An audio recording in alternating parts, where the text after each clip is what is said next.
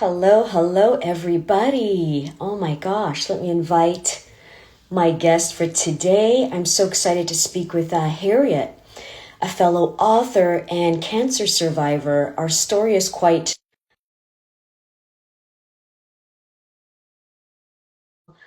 author and cancer survivor stories. It's really quite something, but I want her to tell the story. Hello, everybody who's tuning in. Hi! Yay, I did it.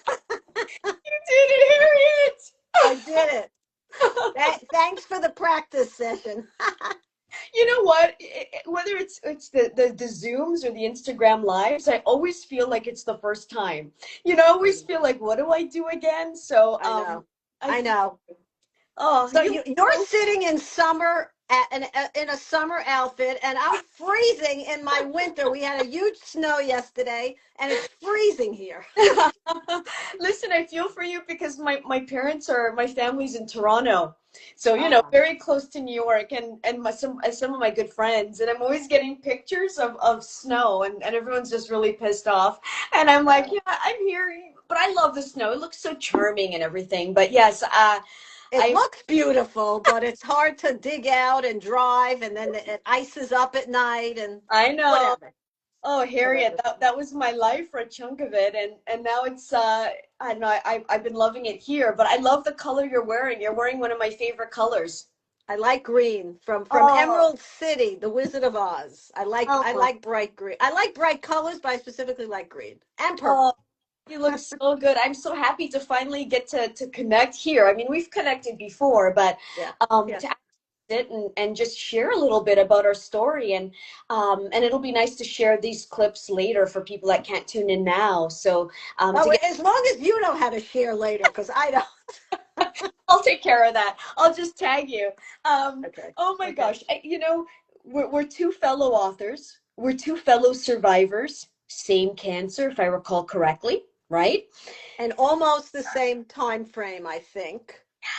I would love for you, if you feel comfortable, to tell the viewers how our roads connected, because it just makes me smile. Yeah, we connected on Linked Yeah? with our books, Yeah. right? And I'm Yeah. going to hold up both of our books. I have yours. And I have yours. I have both of them together on my bookshelf. Oh, So I think both of our books came out within a similar time period last January. It's coming yeah. on a year, Yeah. right? And doing the promoting and sharing it, and then somehow our paths, we just like, hey, connected, and then reached out, and we took, I remember it was just so fast, we took a call. I think we took a FaceTime or a Zoom or something. Yeah, within a few hours that Yeah. evening, that somehow our paths crossed with the book, and somehow it showed up on Linked, and then messaged, and then it was like, oh my God, this is the beauty of social media. I mean, there's a lot of downsides to it, but this is a good one. We got the good side, and I love LinkedIn for that. Like, there's some real good connections being made there, and it's such a joy. And then I ordered your book immediately. You ordered mine. Yeah.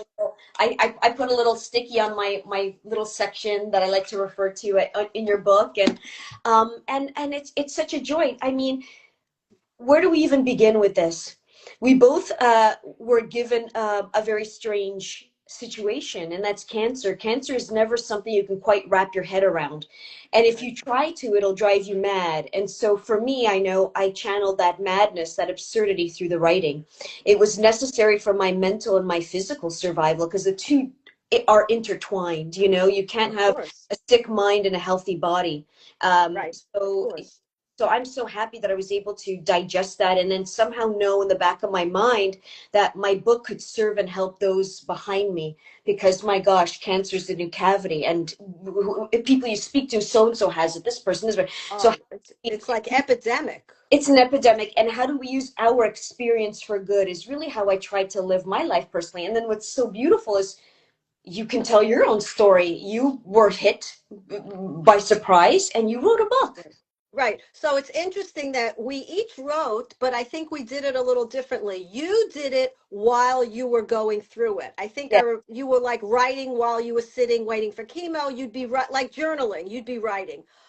I couldn't do that at all. I could not take a pen to paper during my treatment or any time even soon thereafter.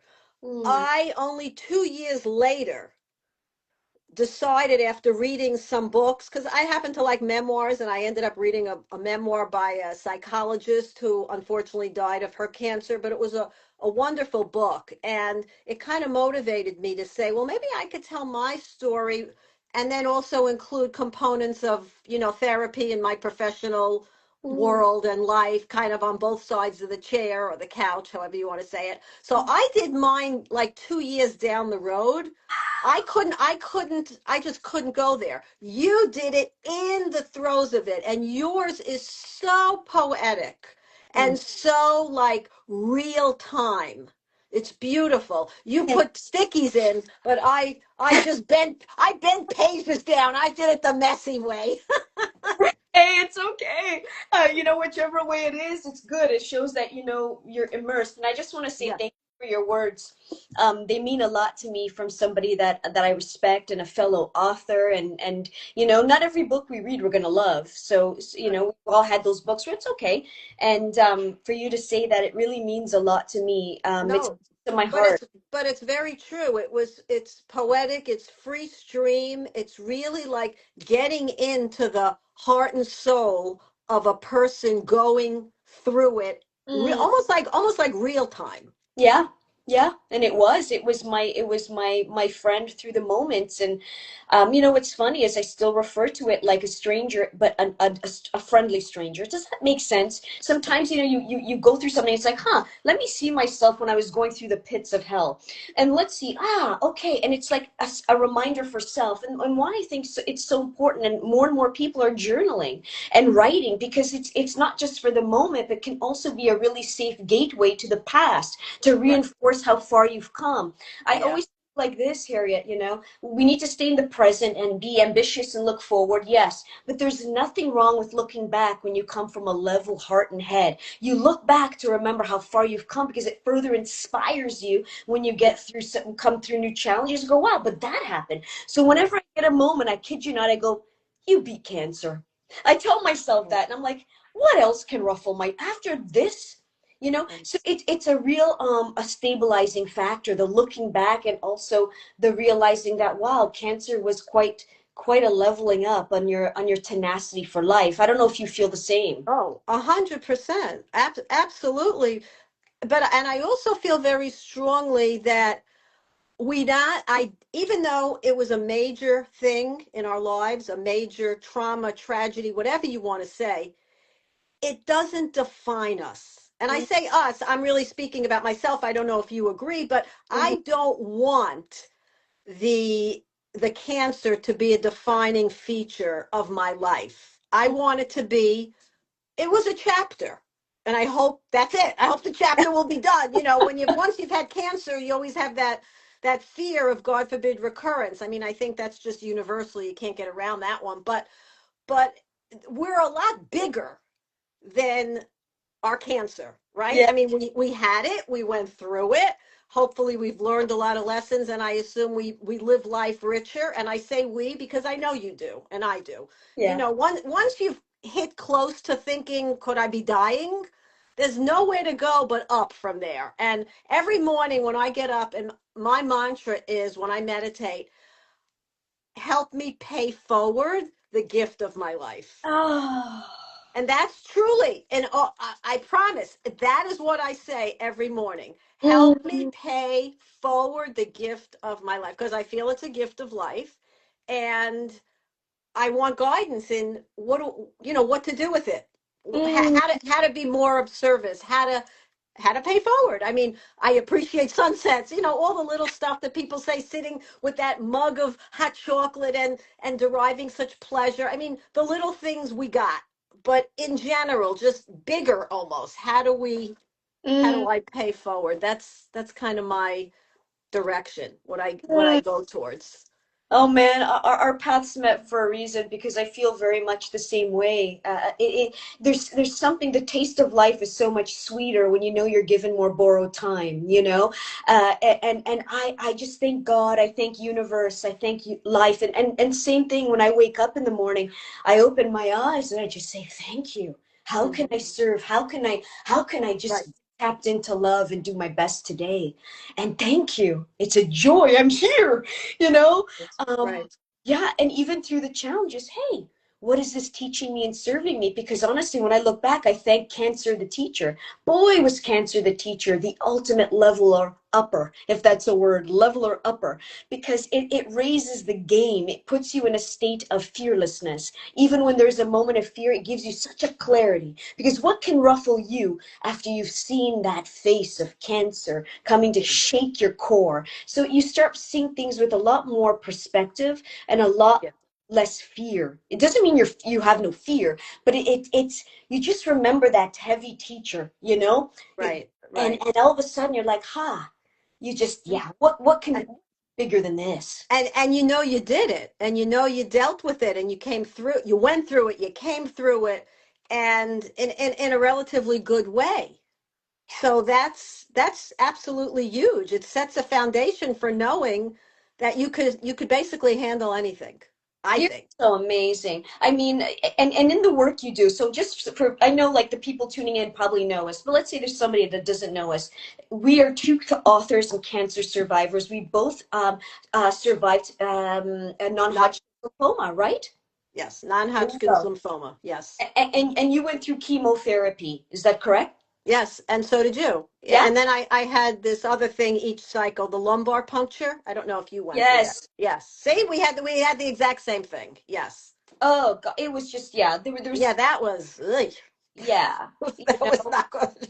Oh my God. And you know, for the people that don't know you, Harriet, aside from your beautiful book, which is perfect, perfect, I say, for the holiday season and any season, it's all year round, especially now, because I'll As tell you something, Harriet. I was just talking with somebody.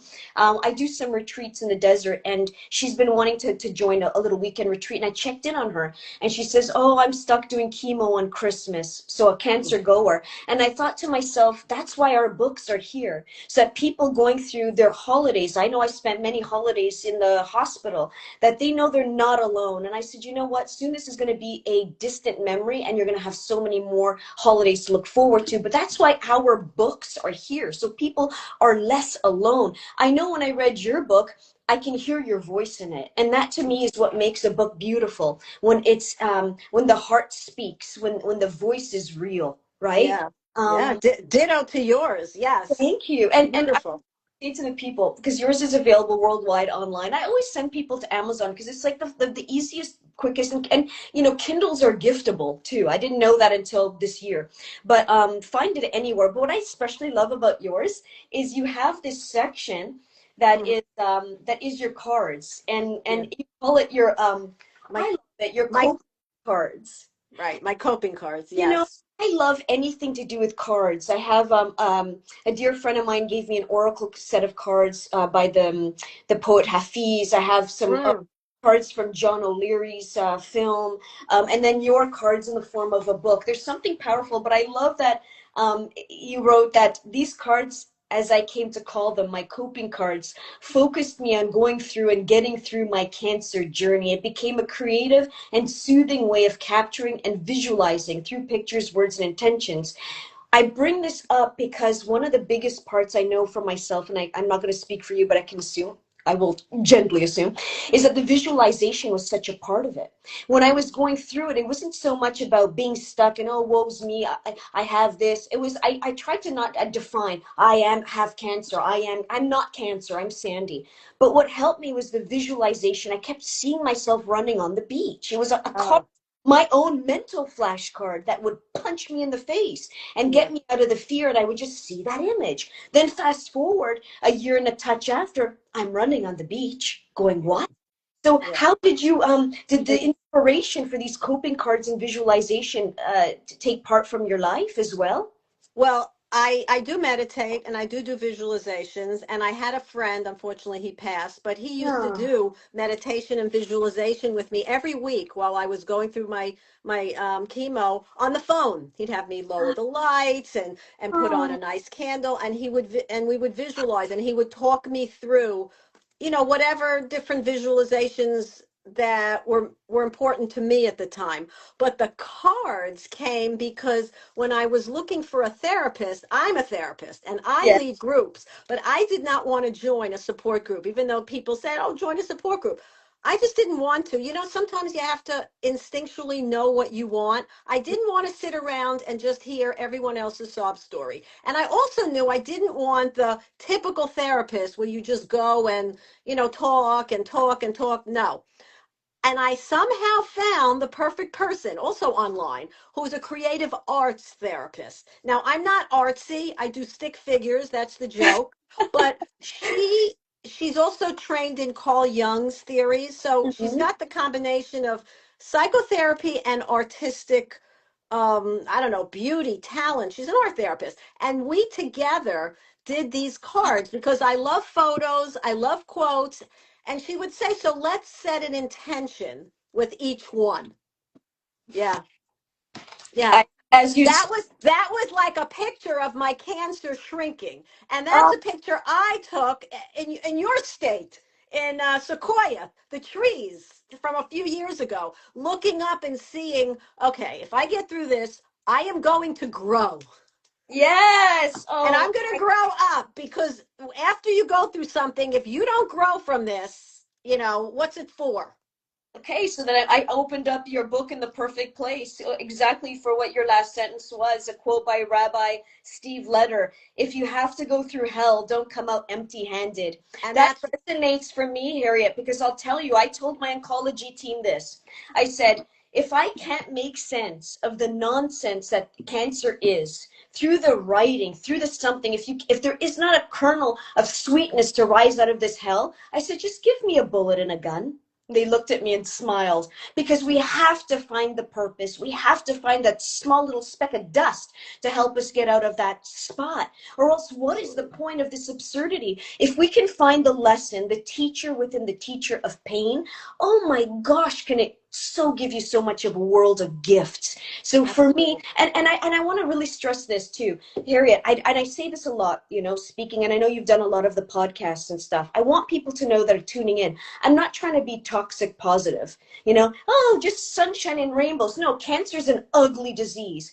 And a dear friend of mine, her father passed away of my cancer. It's ugly. So, God, thank you. I'm alive to live another day, but not everybody does. And that's sad Right. and freaking disgusting. So, but I am here to say is that we have a choice. So whether that door at the end opened for me, I had a choice. I could walk to that door and turn the doorknob and see, or I can drag my knees and my body and bleed and scrape and hurt myself to that doorknob and see. Irregardless of if that door opens or not, I live or die, what is the path towards it? And so that's how I feel when it comes to sharing this journey, is that whatever it is, nothing is ever a guarantee, but we can choose how we walk over to Right. that destination. That's right. That's right. And that's one of my guiding principles in life and in my professional life, which is Viktor Frankl, who talks all about we have a choice in how we respond to our adverse circumstances. We don't always have choices in what happens to us, right? As we know, Mm, but we always have a choice in how we're going to respond to what happens to us. And I think that's exactly what you're saying. mm. And that quote by Rabbi Leader, who's in California near you, is Oh, exactly the idea of when you go, if you, like you said, if you're not going to do something positive with it, what a waste. The idea of people saying, oh, you're done with chemo. Now you could resume. Now you could pick up the pieces. And I never like that concept, because I feel like just resume, pick up where you left off. It's almost like pretend it didn't happen, just go back and return. No, mm, now it's a whole new reconfiguration. You got a lot of new pieces to kind of put into a new tapestry. And how are you going to configure this? What are you going to do with it? Like you said, what lessons? What are we learning from this? How are we going to go forward after having come through hell? It can't be the same. It's got to be different, because otherwise, like you say, for what? We had to go through it for something. Something mhm, good has to come out of it. And that's on us to do mm, something good out of the something bad, which is we're both saying the same thing, and that's why we so connected that mm. first time we spoke. We say the same thing. And you know what? we say the same thing, but through your language, it hits me in such a fresh way.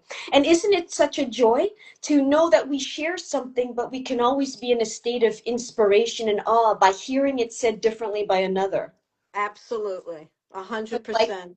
I, Yes. I just love you, Harriet. I know Well, we you've been, resonate, and right away it just clicked, and that's why we're doing yes. this. Yeah, And a little time passed. I'm like, okay, we got to get these lives going, But I know.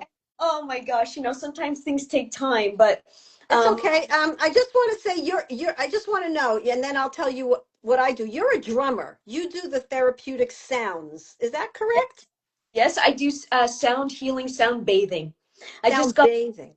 sound bathing. Just got back from Miami with an initiative I've spearheaded a part of with a beautiful team, and curated over 20 artists of continuous sound, healing sound. So my instruments are beautiful bowls that are beautiful metal, gorgeous bowls by Peter Hess that has such a deep resonance, like Tibetan bowls. And then I have my crystal bowls. I have different chimes and such. And so that's what I was doing this morning to the faculty out at Long Beach City College. And so Wow. I picked up these bowls just like the book. Cancer gave me two gifts, Harriet. Inspiration to write. I never wanted to write. And then the inspiration to order bowls. I argued with the divine going, what? I'm unemployed by myself in a foreign country. I immigrated to California, to USA, which I love. I'm living off my savings. What? I'm going to order bowls. I relented finally. Fine, I'm going to order the bowls. It's going to be a gift to myself. Well, fast forward, I haven't looked back. It's become an extension of my creative love and expression and wellness. And the research shows more and more hospitals and now corporate and places, the bowls, healing sounds have the power to make your cells receptive to your chemotherapy. It puts you in a healthy parasympathetic state. There's so much beauty to being around sounds. So whether it be in a formal way of sound bathing or by the beach, or somebody says to you, I love you, you're doing great, positive words. This is all stuff that our cells hears, our body Right. listens. So yeah, I've been doing that as a part of my life.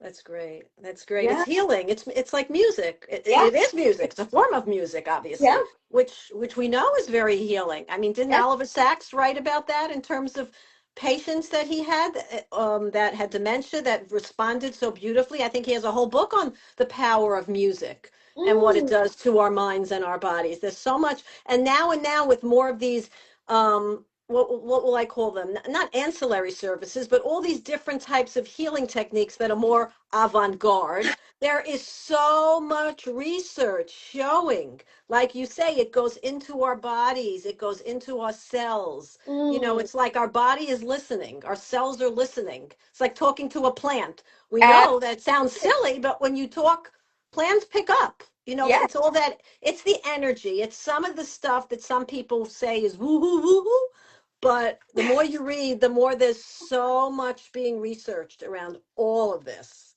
I love that you say that, and a lot more doctors and even hospitals and places, scientific minds beyond my brain, are quantifying this, are studying that this ancient modality serves a purpose in the modern landscape, and it's becoming less woo-woo. Our cells. What do we have? I hear different numbers, 30 or 60 trillion cells in our body, but anyway, it's a lot of cells. They're alive. They have a lot of components of aliveness. They're sustaining us, and they are susceptible to sound. They did a research, I think in the 50s or the 60s. Oh gosh, I have to remember from my course, my certification course, so forgive me. But there was a scientist that played, there was a set of water, two different waters. One got to listen to beautiful music like Sakura Sakura, an old Japanese folk song that's so gorgeous. The other one was played rotten music and bad words. Can I tell you that the study showed the one with the beautiful sounds created beautiful crystals under the microscope. The other one was disjointed and mashed, weird stuff. Hmm, So, the wow. the water response, science shows, and it's common sense. How do you feel in an environment where you walk in and it's harmony, and there's loving people and good sounds? Maybe there's a sweet music, there's birds. And how do you feel walking into an environment or hearing a neighbor shouting, or people arguing? It rattles yourself, right? Sure, So sure. what kind of state are we constantly living in that is either repressing or increasing our spiritual and our health and our growth? A Yeah, lot of it is sound in our environment. definitely. Definitely. Yeah. Well said. Beautiful. So I have a you're in, yeah, go on. question for you. Well, about your book, and not to interrupt you. No, Um, it's okay. if there's one takeaway that you wish people would take from your book, what's the one thing that you hope somebody would take away from your book? That's a great question. That you have to always look for the bits of sunlight, the bits of rays, even through the darkness. There's always little pieces, but you have to be open enough to see them. So for instance, on the worst days when all you want to do is lay after your treatment or during those weeks, if I had 10 minutes of energy, I'd water my plants. I'd pull Mm, my chair over next to the sun streaming in on my dining room window and take my mug of coffee or tea and sit by the window because the sun is soothing to me.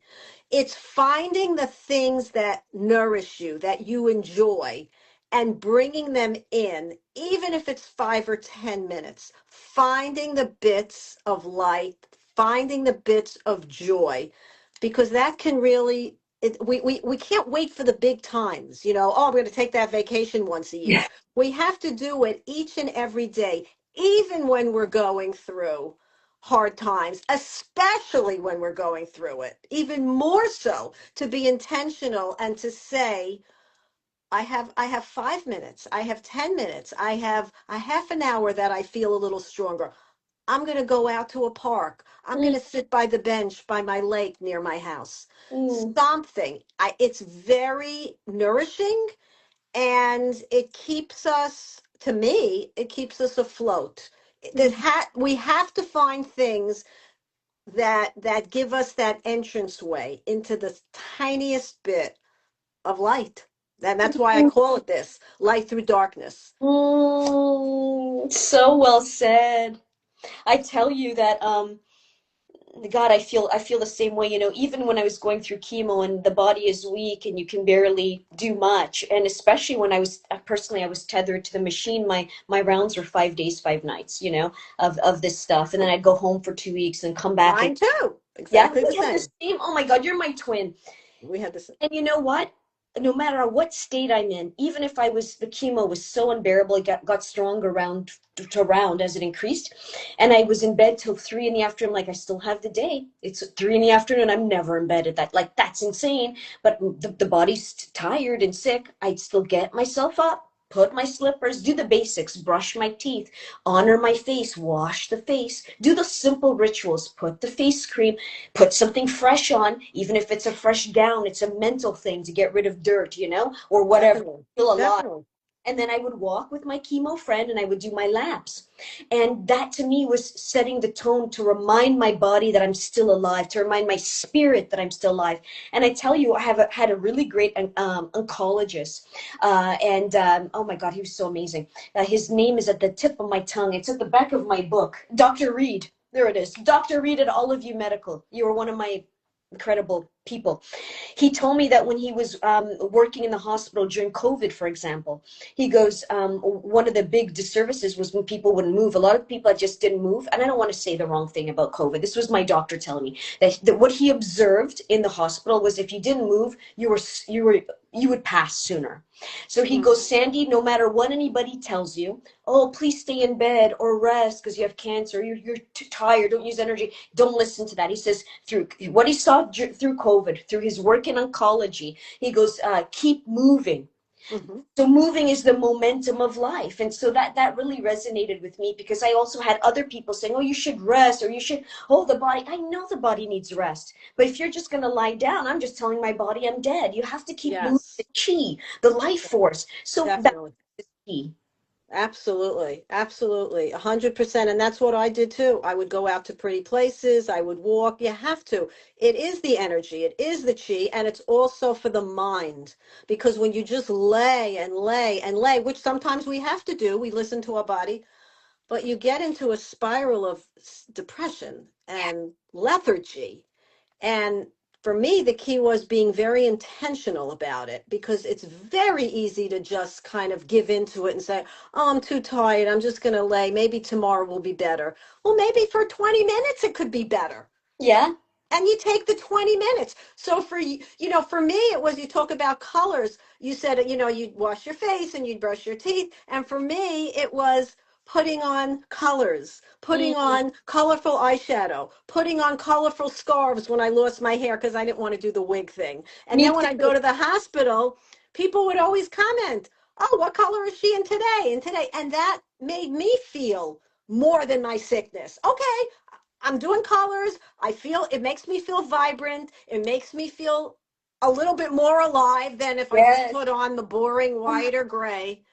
And that was very important to me. I wrote about that in the book.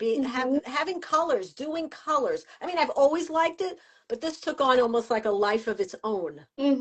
Oh, I love that. It's all the things, and also music. You had asked me about music, and I I answered in the formal way of what I provide in terms of the sound bathing. But when I was in the hospital going for those walks, I was very deep into reggae, and very because there's something very uplifting about the spirituality of reggae. And it was, what are you listening? Julio Iglesias really struck with me, a childhood favorite.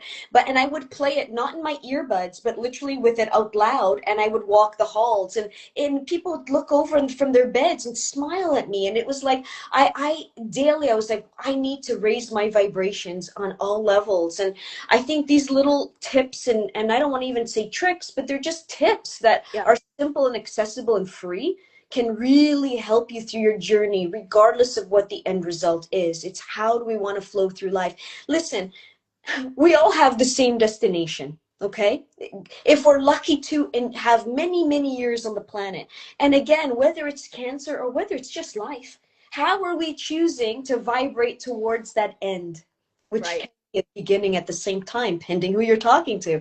But it's Exactly. like And it's the operative word is choosing. It's choosing. all about choosing. Yeah, And we yeah, have a choice, Harriet. yes, You know it. yes, I just love you. I could talk to you forever, but this is I do. 30 minutes already.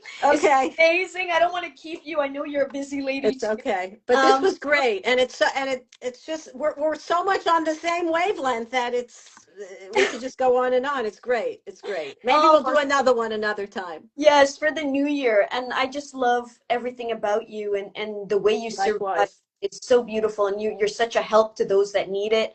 And people grab Harriet's book, my book. And Our book. yours too. Yeah, our books are online right now, and they make great gifts. And if you love it, send us a selfie. We want to support back and A cheer on. selfie and put a review on Amazon. Let us know if you love it or like it or whatever. But anyway, happy holidays to you Yeah, all, happy and holidays. Nice to sending see so you. much love. Take care. Bye, Bye. Harriet. Bye, Bye. everybody. Ciao. Take care.